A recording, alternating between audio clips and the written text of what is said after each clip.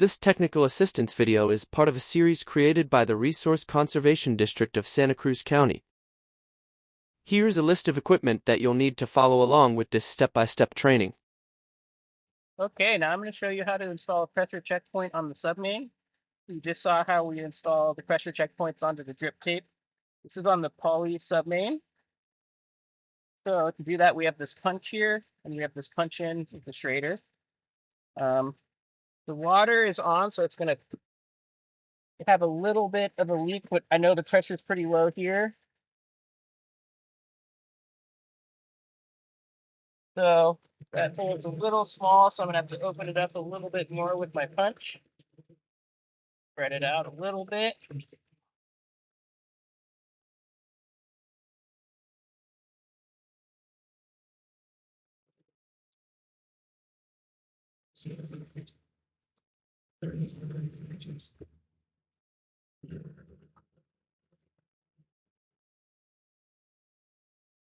There we go.